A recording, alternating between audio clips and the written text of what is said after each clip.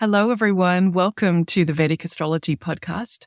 My name is Fiona Marks, and I'm delighted today to be discussing the imagery of the final signs of the Vedic Zodiac.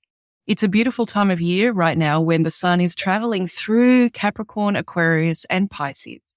And for those of you who follow the podcast regularly, you'll know that every time the sun changed signs, we've spent an episode exploring understanding that sign through the sun's transit. And although that series has come to an end, I feel like a really nice way to wrap it up is to look at the imagery of these final signs all together. And that's why I was thrilled when recently one of the students from the Asheville Vedic Astrology Apprenticeship Program handed in her first batches of essays. And those essays ask our students to reflect on the ancient sutras of Vedic astrology and speak about the evolution of these rashis, how one rashi leads us to the next rashi. And this is one of, in my mind, the very beautiful things about being a Vedic astrologer or a student of Vedic astrology is our connection to these ancient texts, which are lost in the annals of time. We don't know exactly the whole story of how each of these texts has been narrated and captured and recorded and preserved. So I agree that we don't know everything about them, but they provide for each of us as students of Vedic astrology a link to a long lineage of hundreds and thousands of people before us who have thought about these same sutras as they've begun to learn about Vedic astrology. So it's a very beautiful component of Vedic astrology and a very beautiful place to start our apprenticeship. And to help me discuss the imagery of these final three signs of the Vedic Zodiac, I have invited Michaela to join me. Michaela, welcome to the Vedic Astrology Podcast. And can you tell us a little bit about your interest in astrology? How is it that you came to study Vedic astrology? Thank you very much, Fiona. I'm delighted to be here. Been a listener of your podcast for a long time, so it's a pleasure to be here with you today. Astrology is a new passion for me, one can say. I've come from a yogic background. I've been doing yoga and studying yogic philosophy, etc., for the past 15 years or so. And then just 2 years ago, one of my teachers did a series of classes that had the planets as the main focus. Each of the class had a focus on one planet, and the way she described these planets as being part of every one of us, like being a part of our inner psychological landscape, and how each of these planets can function within every person, got me really interested to looking into more of Jyotish and astrology. And so one step after the other, I started listening and reading and following and enrolling into this apprenticeship program just in September of last year. The program is so rich and asks us to make sense of it within ourselves by contemplating the sutras and making sense of it from within. So this is really interesting for me to not just learn something by heart and be able to see a chart and then analyze it from learned knowledge, but actually contemplating it so that it becomes embodied knowledge and translate into wisdom. And so having this opportunity within the apprenticeship program to actually write an essay on a topic and have it read by someone and then discuss it and being able to be challenged in what you think about it. And then every single time you look at these sutras, you find more and more meaning, and the meaning changes for you as well as you evolve in your life, etc. So astrology is a topic that is rich and that is never ending. And so when you're a student of life, it's one of the best topics to be interested in. I wanted to be an astronaut when I was a kid. I thought about it, how I was really interested in astronomy and I did not get into it. So now I'm connecting with the stars in a different way. I could completely relate to that as well, Michaela. I really enjoyed astronomy. I loved looking up at the night sky. And it's amazing how life takes us on a journey, and something that we knew in our childhood comes to fruition later in life. Two fellow children here inside these bodies who were fellow aspiring astronauts. So Then, Michaela, we have a large task in front of us with this podcast because this is, as you said, something very rich that can be discussed at length. But to bring everybody into our conversation, I thought we might share the short sutras in relation to Capricorn, Aquarius, and Pisces so that everybody's on the same page with us. So for those of us listening along, you might like to find a quiet moment, and Michaela and I are just going to share from these different sutras. We've got 3 sources that we ask our first year apprentices to consult when they're looking at imagery. One is the Imagery Sutras, and in some ways this is quite the mysterious Vedic astrology book, and its sutras are always the shortest in a way and give us the most opportunity to really contemplate and try to understand what could possibly be there. For people like myself, I hadn't grown up in a Vedic tradition. Perhaps the Imagery Sutras are a little bit more encoded, a little bit like we might think of Nostradamus apparently made all of these predictions in order and very clear. And then he went back and mixed them all up and made them a little harder to understand just so that only true seekers can gain access to this information. So Imagery has a little bit that kind of flavor to it, that it asks us to be detectives in understanding these sutras. So we're going to have a look at those sutras. There's also some sutras in Brihat Parashara, Horashastra, that we're going to have a look at. And that is a book that we consult a lot as Vedic astrologers because it has a lot of definitions of how to calculate various strengths of planets and houses and how things interact with each other. So it becomes our kind of go-to in understanding all of the components that can make up a chart and what's important. So probably spend a lot of time consulting that text. And then the third text we asked our students to have a look at is the Yavana Jataka, which is a very beautiful text that I also don't know the full origin of, but connects Vedic astrology with Greek astrology very clearly. So who met who at what time and influenced whom, and whether it's a translation from Greek into Sanskrit or whether it was in Sanskrit and translated into Greek and back again. There is all this mystery about it. But for those of us who maybe come to astrology from Western astrology, we might recognize in the Yavana Jataka some of the things that we're very familiar with. So there's a beautiful different quality to each of these 3 texts. So then, Michaela, let's turn our attention to Capricorn. So for Capricorn, what Gemini says about Capricorn is aquatic animals, things moving in the air, planets, birds, etc., villages, kappa disorders, itches, defect, and guilt, tumors, and joint problems in Capricorn. Wow. Then we have Yavana Jataka, and there it said the 10, so Capricorn, is related to a sea monster. The front is like that of a deer, the hind of a fish. This sign represents the knees of the creator. Here are rivers, forests, woods, paths, marshes, and pits. And then we have Brihat Parashastra. Brihat Parashastra gives systematic descriptions of the signs. And about Capricorn, Clara says, the color is spotted or many-colored. It is large-limbed. It is 4-footed at the beginning and without feet at the end. It is vigorous at night. The direction is south. It's moving in watery ground. The guna is tamas, and it's back rising. They each take their own approach, don't they, to describing this sign. And there's so much in just Capricorn for us to consider.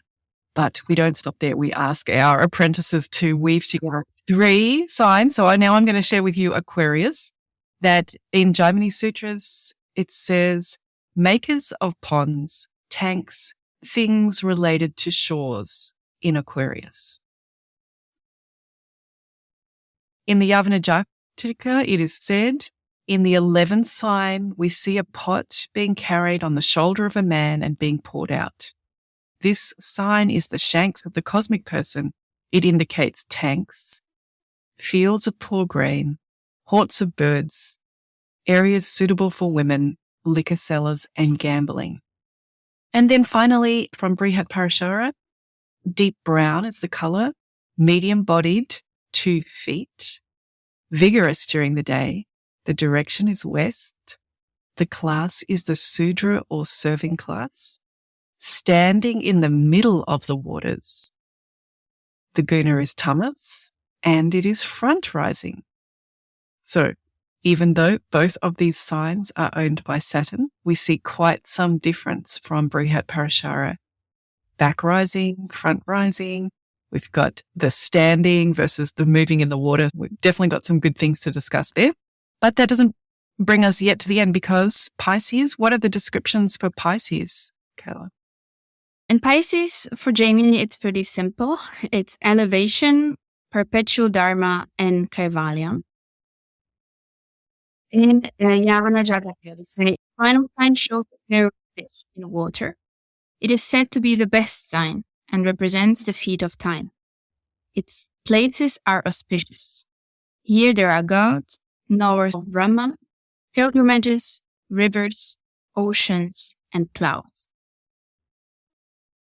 And then to complete with a Parashara, we have medium-bodied, footless, day strong in the direction of north, moving in the water. The guna is sattva, and it's rising both ways. Exactly. And in preparing those statements, I didn't put the color for Pisces, which is very good because there is no color for Pisces. It's completely transparent. So it's great. That was like a good way of demonstrating that no color was just not mentioning at all. But we should probably mention that there's no color associated with Pisces. So this was your assignment, was here is all of this imagery. And how did you begin to make some sense of this? How did you approach the essay? We were asked to consider these 3 consecutive signs of the zodiac in order to see how human consciousness evolves and how the zodiac can be symbolic of the evolution of the human consciousness. So astrology is interesting because it's like at school we had these, it was before computers were everywhere, these projectors where you would put transparent foils on the projector and it would project something on the wall, right? Yeah. And then the teacher would draw, for example, an outline of a nail, and then there would be another foil put on top, and that would be the lymphatic system, and then there would be the circulatory system and the respiratory system, whatever. And then foil after foil after foil, you will have the full picture of the object in front of you. And same with astrology, I feel like there is a layer after layer, and you can choose which lens you want to look through to get the insight.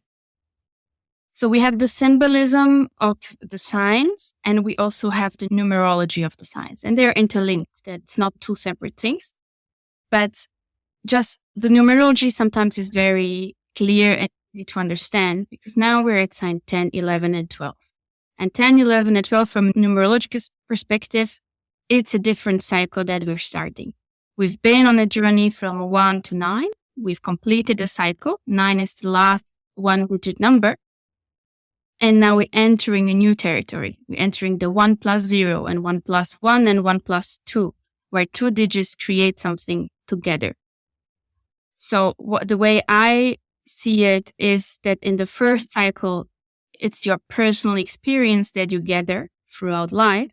And now in this second cycle, the cycle 2.0, you see how you can use everything that you've learned up until now for the larger community, for the greater good, for you and someone else. So the 1 plus something else, it's the you plus something else. So the symbolism and also the energies of these signs after 10 are much more turned towards merging with the whole and doing things because it's asked of you, because it's necessary for the community and for the world, and not because you, as a person, the one that was born in this world, wish to do it. It's more, okay, now I've done my experiences, I've done what I wanted to do and what I needed to do on my path. And now how can I use it for the greater good? And so Capricorn is really a very good example of this. How can I use this for the greater good? Because it's a sign that is about doing things not because you want to do them, but because you need to do them, because you are the only person through which these actions can flow at this point in time. And so you ask to carry them out, however hard it might be, however not noble or not auspicious or not glamorous it might be. Capricorn, with its ruler Saturn, just asks you to go on with it and do it. It makes me think of when you were sharing the indications, the imagery of Capricorn, that it's related to the knees of the creator that comes from that Yavana Jataka statement, doesn't it? And Capricorn asks us to fall to our knees. As you said, it's not glamorous. It's not work that we do for our ego recognition. It's the actions that must be done.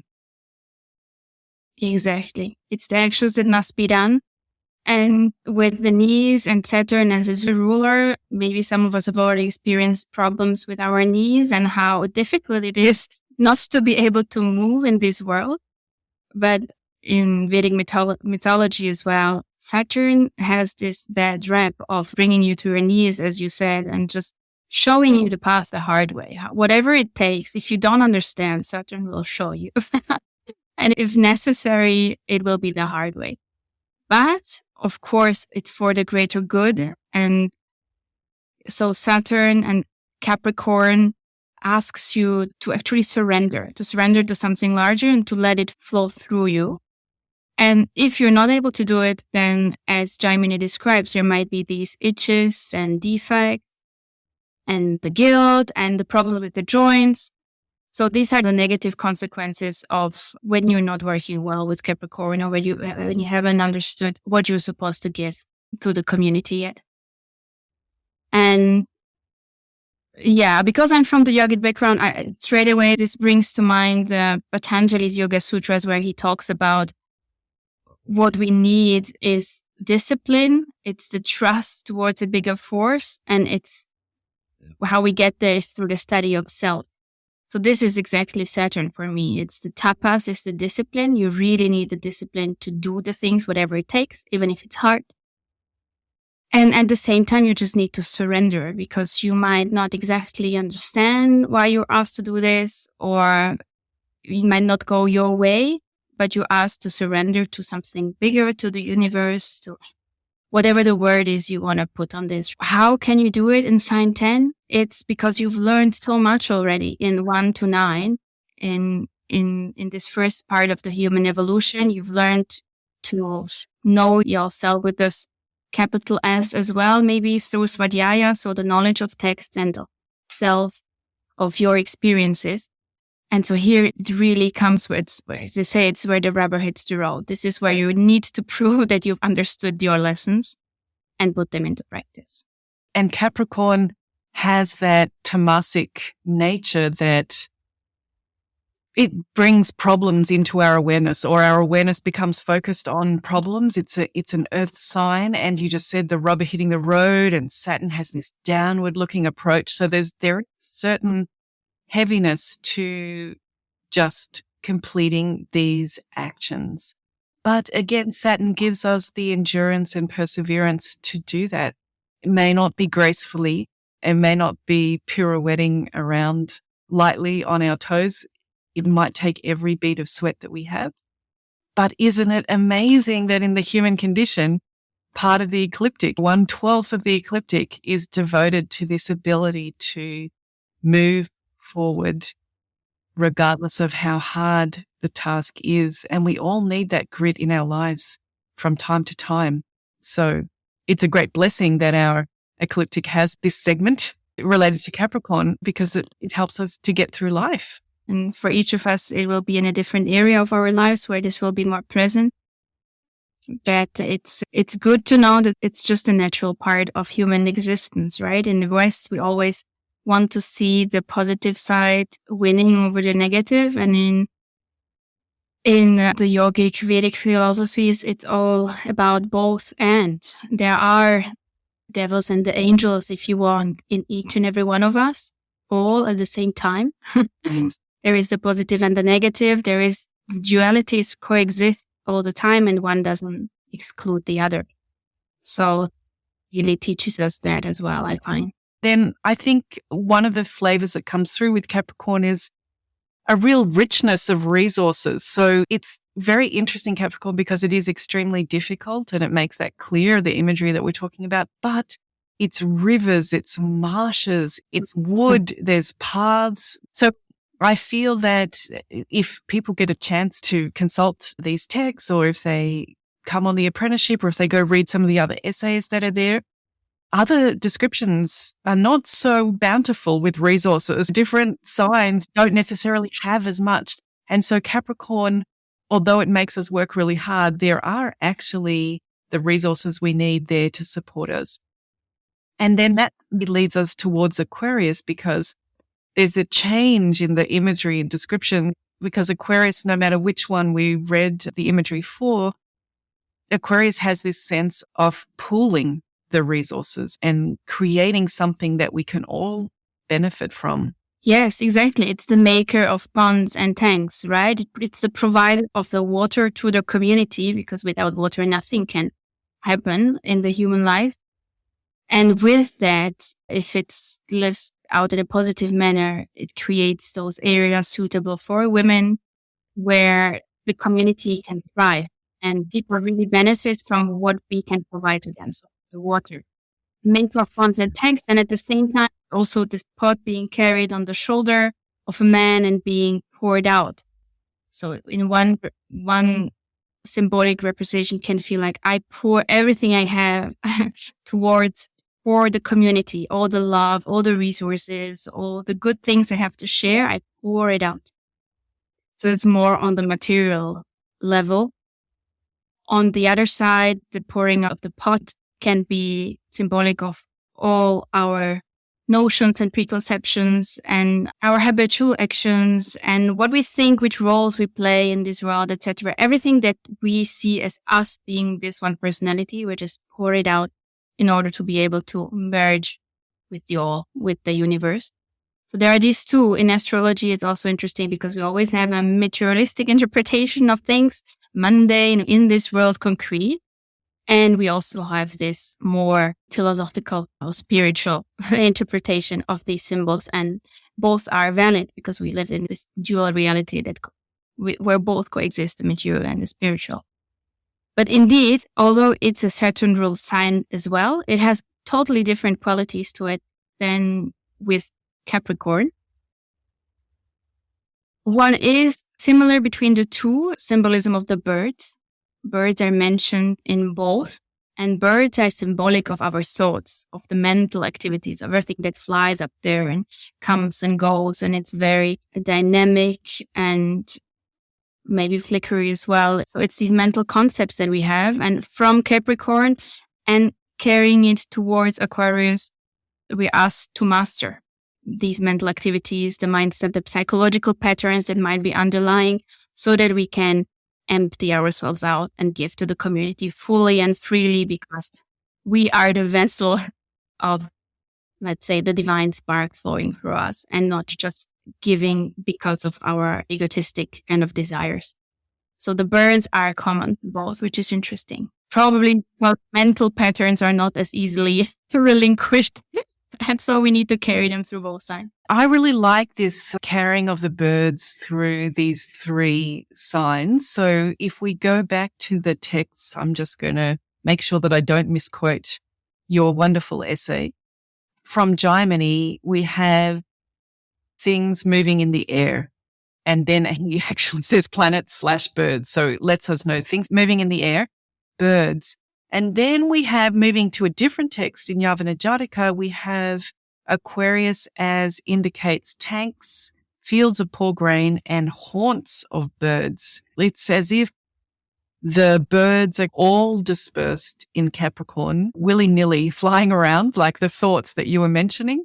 And they can become part of the battle that we're having in Capricorn, can be our own self-talk and all of those thoughts that can trip us up. Whereas by the time we get to Aquarius, the discipline of Saturn through Capricorn has helped us take the birds that were all loose and flying around and now in these haunts, which means that they become a resource then. If the community can access a haunt of birds, then food and the other things that are available from birds to share. But then very beautifully, in Pisces, it talks about in Yovana Jataka, the rivers, the ocean, and the clouds. So now when we think of the sky, by the time we get to Pisces, there's no animals mentioned in this sky. So a sense that in order to really experience the opportunity of Pisces, what it's offering us is free space that's not with our thoughts. Yeah, it's something I find very beautiful about the imagery of these three signs. And of course, I love that you picked that up in your essay. What are some of the things that stood out to you as being important? So I think what is really important in Pisces, and it's really direct, it's the pair of fish swimming alongside each other in opposite direction. So it's really the dualities coexisting harmoniously alongside each other, as if all the opposites had the right to exist at the same time in Pisces. Now we've arrived at that place where the dualities can exist, and at the same time there is no place for dualities because everything is one. And this is also mentioned in Brihat Parashara when he says that Pisces is both front rising and a back rising sign. So all the signs are either one or the other, and Pisces is the only one that can do both front and back. So everything is there at the same time. So that's really beautiful. For already just the image of Pisces and having the symbol of these two fish, it tells a lot about what this sign is about. It's really wonderful to hear that, Michaela, at a time like this when it seems that things have become quite polarized politically. And then right now, as we record this, there's a lot of difficulties around struggles with conflict. And I think we are experiencing that fallacy of either I'm right or the other person's right. There's only one.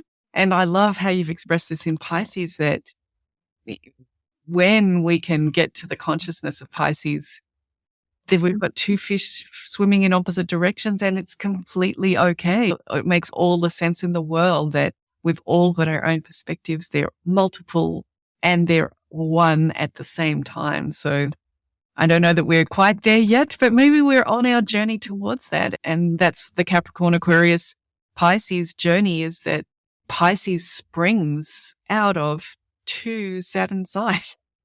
It comes after the two hardest signs, two most disciplined and least forgiving or least generous in their own way. And from that springs this Jupiter sign. It's as if we have to go through this final battle or test, pass this final test of Saturn to access the benefic and benevolent Jupiter in Pisces, in the negative polarity of Jupiter in Pisces, to give us all these positive things, all these ceremonies and jewels and pearls and offerings and ornaments and law and righteousness and views of the surrounding. Everything is positive in Pisces.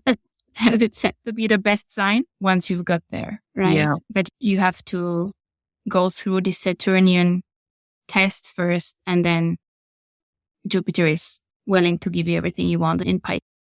And there's a couple of flow-throughs here, like we talked about the birds and the sky flowing through the three. There's also a flow-through here, isn't there, with the moving. Let me again not misquote your essay. From Brihat Parashara, we've got Capricorn moving in watery ground. And from Yavana Jataka, we had marshes. So when we say moving in watery ground, you can think of quicksand and swamps, and it's quite difficult to move in watery ground because it's muddy and it's sludgy and you lose your footing all the time and it's dirty and you can't drink that water if you fall into it. It's got this difficulty moving in watery ground for Capricorn. For Aquarius, we've got standing in the middle of the water, and our color scheme has gone from spotted and many colors. If we think about that, walking in watery ground, it's going to be filled with the browns and the greens and all of the things that are mixed together. But by the time we get to Aquarius, we're in deep brown and we're standing in the middle of the water.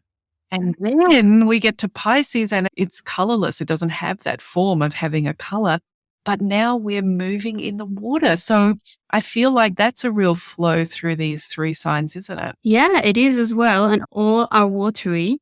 Moving to the watery ocean, right? An ocean is in general a representation of our consciousness. Like this story of the churning of the ocean by the Suras and the Asuras.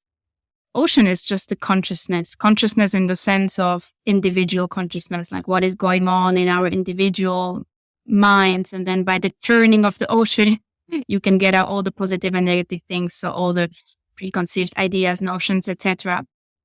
And so we're moving from marshes to standing in water to being in an ocean that is so deep that you don't really know what's at the bottom of the ocean. Oceans are, even like in this world, such unexplored areas of our planet that we know more about the space than about the deep oceans. You're absolutely right. And then in these statements, we've got the 4 feet of Capricorn, the 2 feet of Aquarius, and the no feet of Pisces. So it also tells us, doesn't it, something about standing our ground. And like in Capricorn, we need 4 feet. Like we just have to be completely grounded and have the traction onto the karma and onto the earth to do whatever the great task is. And in Aquarius, we get to stand on 2 feet and contribute to humanity, all of the things that might have helped us on our journey. A pond here and there, a granary here and there, and a coop of birds might have helped us get through our journey. So we give all of that back, standing on our 2 feet. And then in Pisces, we're released from having to hold any ground at all. As is said in Imagery, elevation, perpetual dharma, and kaivalya. When one looks at it from the spiritual perspective, it's the final liberation, right? It's moksha. It's not being of this world anymore. And maybe even if you live in this world, you're not of it anymore. So you don't need the feet in this. And all of these statements of Pisces do sound quite inviting when we read them right at the beginning of the podcast. But for those of us who have planets in Pisces, one knows that Pisces can be extremely expansive and footless. It's hard for that planet to perhaps manifest and produce as it would somewhere else in the ecliptic. Sounds like a great blessing. And it's an aspirational story of our consciousness, the Zodiac signs.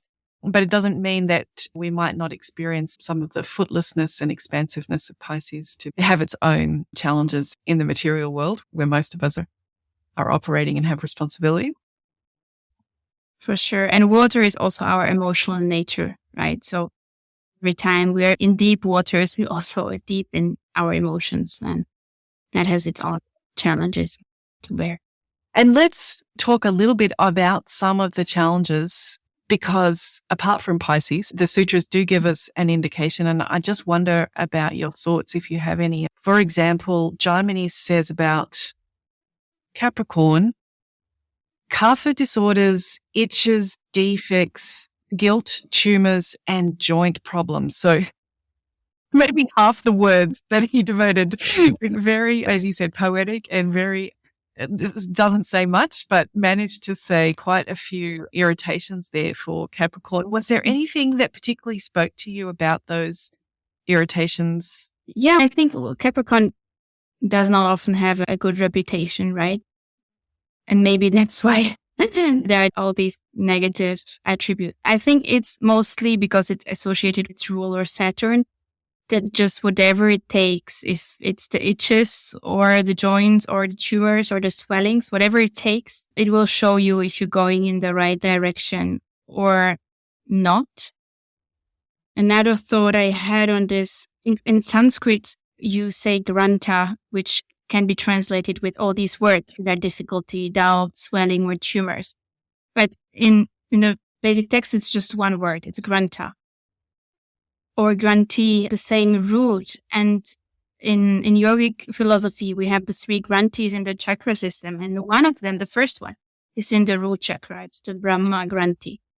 So it's this knot when the chakra system is tied up, when the energy cannot flow easily. There is this knot. And Saturn rules the root chakra. Capricorn is associated with it. I think for me, it's really just the methods of teaching, right? path, honestly. That's how I see it. It speaks about the rich and varied experience of Capricorn, that we will take actions that are motivated by survival. That's Capricorn. That's Saturn's job, is to help us survive. Consciousness can't evolve unless the food bodies stay alive long enough to keep replicating.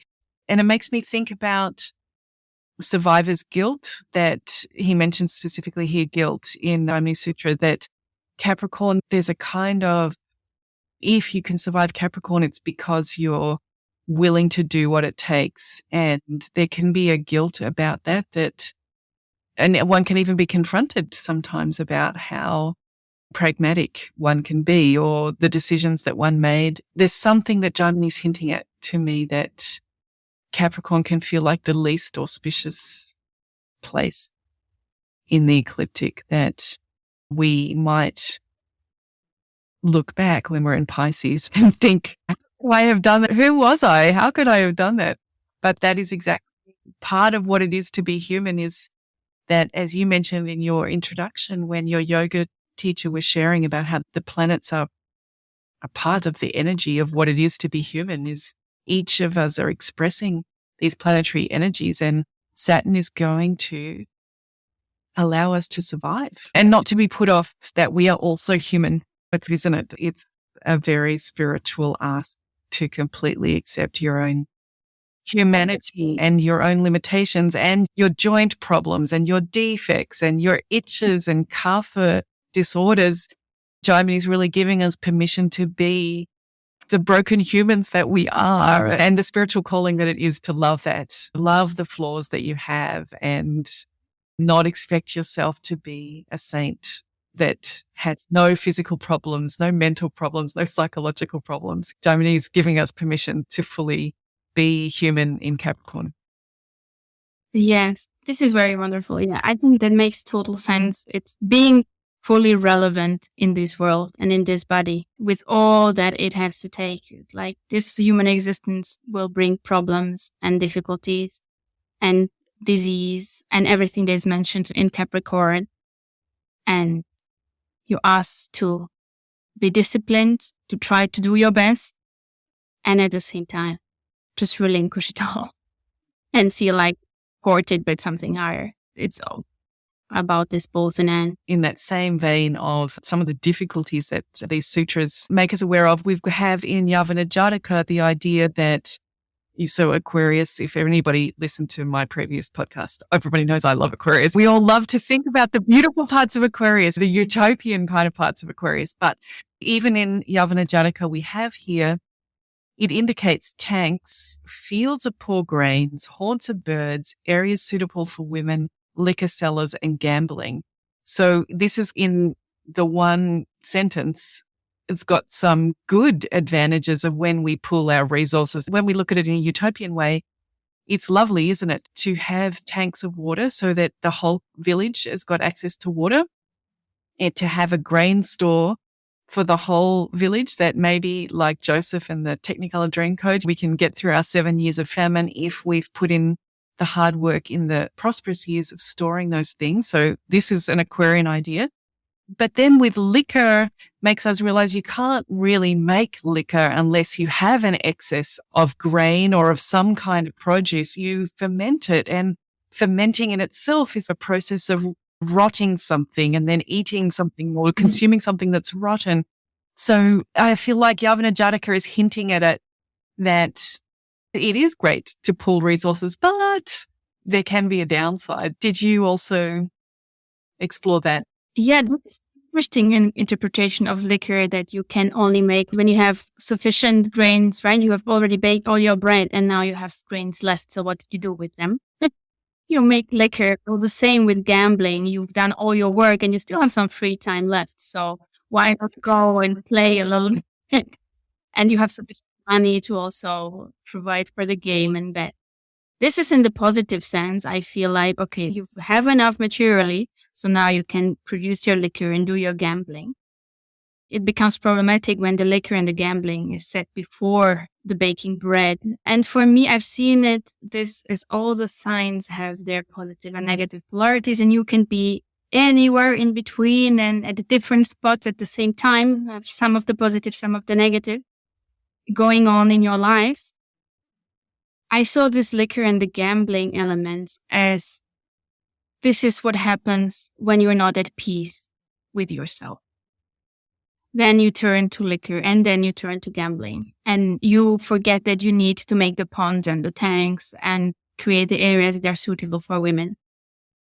And that's the consequence of not having really, maybe when we talk about the evolution, when not having mastered everything that was asked of you from 1 to 10. Now you're here in Aquarius and you still are not set on what your path at this point in life is and what you can contribute to the community. And you have all these birth mental programs going on. And you're in the water, in the emotions. And then you turn to liquor and gambling. For me, I saw it this way. But it's nice to see the positive side of it. Like, you've done your job. Now go have some fun. Got a surplus, yeah, so you can enjoy it. Yeah, and I think it's really interesting because in some ways, this is quite the divergence maybe in Aquarius that then leads to very different experiences of Pisces, because we talked about how positive the wording of Pisces is. And I think many people that are attracted to Vedic astrology are attracted to the idea of elevation, perpetual dharma, all of those kind of things. It just sounds wonderful. But Pisces, or that number 12, can also have this element of escaping, of that actually the trauma and the suffering of their hero's journey through these zodiac signs has been too much somewhere along the way. And the self has just had to aim for escaping, not necessarily in that ideal Pisces spiritual kind of way, but just trying to escape the pain. And maybe the birth of that is somewhere in Aquarius, or maybe it's even earlier. Because if we think about the problems that are associated with the 12th and escaping, they can have to do with drinking or with consuming substances that help alter sense of suffering. But they prevent us from really integrating what's occurred to us. We just have that feeling to run away from it and get as far away from that as possible. So in some ways, Capricorn, Aquarius, and Pisces are offering that chance to integrate the trauma and the pain, which is maybe what brings us back to Capricorn, and that really the marshy, muddy water and the guilt and all of those things is saying, take your time in Capricorn, like to integrate the complexity of the trauma and suffering that we all experience. Yes, exactly. And one of the symbolisms I really like also with Aquarius is the things related to shores.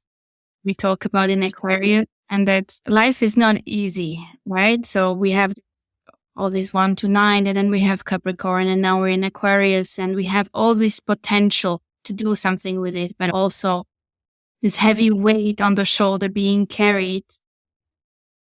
And it's not easy. And so the heavy weight on the shoulders, and I see this as the kind of the final psychological battle that we wage here in 11, and that is described by Gemini as all things related to shores. So shores is a borderline. It's a line between dry land and the ocean or waters. And this is the place where we decide. So how is this Pisces going to turn out? Is this going to be this moksha liberation, or is this going to be escapism? And am I going to board a ship? I'm at the shore now. I have the possibility to go. I see the vast ocean in front of me. Do I want to jump in and join it?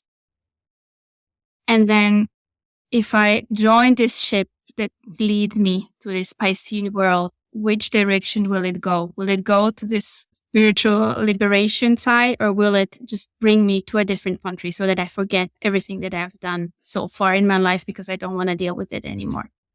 So this shore in Aquarius giving us the opportunity to take a last decision on where I want to go. Which ship do I want to board? It's very beautiful, Michaela, and probably a beautiful place to bring our discussion to an end. It's one of those things that we could talk about all day. But I do feel that we've had a chance to explore these 3 signs from various different insights of these imagery and the sutras. So I really appreciate, Michaela, you being here and being so generous in sharing your research and your essay. Thank you very much, Fiona. It was a pleasure. And I will put a link so people can read the full essay. It'll be up on my website at AVA-apprenticeship-newsletters. So there are many examples of the kind of work that students produce for the apprenticeship, and it might inspire you as you have your own interest in Vedic astrology. If you would like to pursue this kind of study and research approach, ground yourself like so many students before us, so many generations going back for hundreds and thousands of years, I invite you to think about joining the apprenticeship and maybe have a look at some of the work that students are doing. And Michaela, is there a way that people can get in touch with you if they would like to understand more about your research and also your work with yoga? Yeah. So if people want to get in touch with me, you can go on my website, which is in French, but you can find my email there and my contact details. Also my link to my Instagram, and don't hesitate to get in touch. It's Yogata, so YOGATHA.fr, so France, because I'm based in France. But currently there is only content in French, but stay tuned. I think something might happen in the year to come. Definitely. And that's what we should also say is listen to what Michaela's had to share. She's been with the program since September. So we're talking about 6 months, something like this. It is a really rich way to ground your understanding of Vedic astrology, because layer by layer, Ryan Kurzak is going to clarify the important foundational concepts of, in this case, it was about rashis and signs, but then he'll do another foundation for you on bhavas and houses, and then on planets. And then he's going to teach you all about Shadbala, all about how to understand the Lajtadi Avashtas, and then how to use yogas in Vedic astrology before the final 3. It's like we've talked about the final 3 before talking about the foundations of Rahu and Ketu, of the Vargas, and then of how to use timing and transit. So it's one of those courses that is going to make your understanding of Vedic astrology fairly solid and connected to these ancient texts. So the way we begin with ancient texts, that approach follows all the way through the apprenticeship. So look at the kind of stuff you're going to cover in such a short amount of time. Michaela, it's been just beautiful to spend time with you today and talk about these 3 really rich signs. I am so looking forward to reading your other work about the apprenticeship and hope that we get a chance to do a podcast again in the future. It would be a pleasure, Fiona. Thank you very much. And thank you everyone for listening. Bye, everyone. Bye, guys. See you next Bye. time. Thanks. Bye. See you.